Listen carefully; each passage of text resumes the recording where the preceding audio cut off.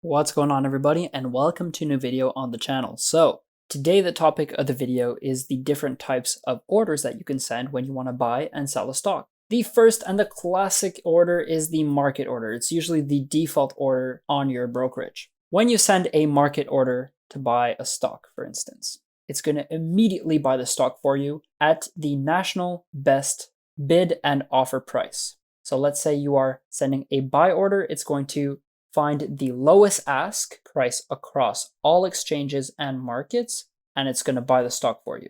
Let me give you an example. Let's say somebody is willing to sell the stock at $5. Somebody is also willing to sell the stock at $6. Well, if you send a market order, it's going to automatically buy it for you at the lowest price possible, which is $5. Now, as I mentioned previously with regards to market orders, what's really important is to look at the market size, which is the number of shares available at the bid and the ask price. So let's say there's only 10 shares available at the ask price of 5, but you want to buy 100 shares, let's say. Well, if you send a market order, 10 of those shares are going to be at $5, and the 90 shares that are left over that you want to buy are going to be bought at the next best price. Now, the risk here is that the next best price might be at $6. That means that you're going to be paying a lot more dollars to buy those same shares. Now, I know that might sound confusing, but look, as a rule of thumb, this is what I do personally. I only do market orders when I'm buying very liquid stocks. For instance, large cap companies that have a lot of volume, like Tesla, like Apple, Microsoft, or other liquid stocks like the meme stocks, AMC or GameStop, that kind of thing. Or if I'm in the middle of a very risky day trade and it seems like I need to exit or buy into a position very, very quickly, I might do a market order, but most of the time I settle for limit orders. Why? Because when you do limit order, you can control what price you are buying and selling the stock at. And that's exactly what a limit order is. You choose the price that you want to buy it at.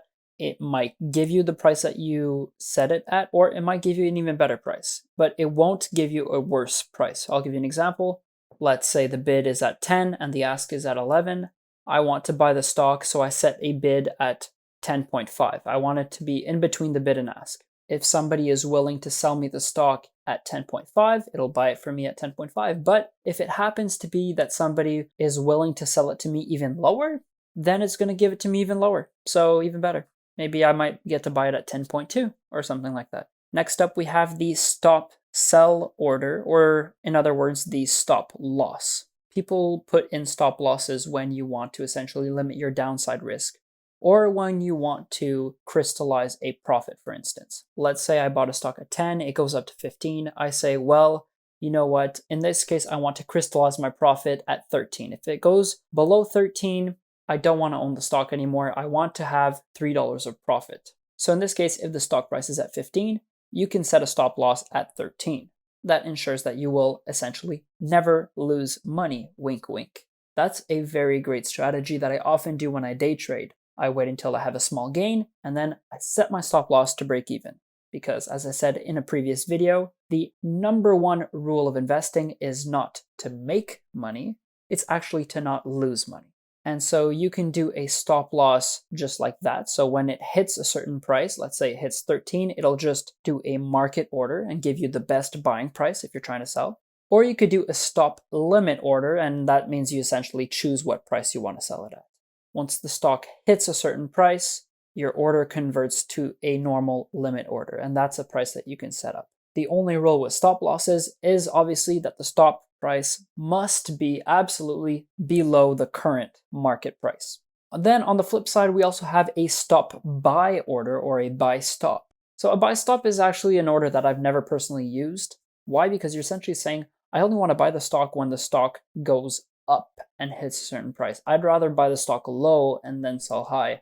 But buy stop orders could be very useful if you are shorting a stock, for instance. The only criteria with a buy stop is that the stop needs to be above the current market price. And finally, the last type of order we're going to look at today is called the trailing stop order. Now, I love trailing stops for trading. It's amazing. Essentially, it is a moving stop loss. So you know, with a stop loss, you set the price at which you want to sell, and it's either going to sell in a market, or if you're doing a stop limit, then it's going to sell the stock for you at a limit price, aka at a specific price. Well, a trailing stop order is not fixed. It's a stop price that is moving constantly alongside the current market price. So there are two types of trailing stop orders. The first one is a dollar amount. So let's say you set a trailing stop for 20 cents, let's say, and let's say the current stock price is $10. That means that it will sell if it goes at 9.8.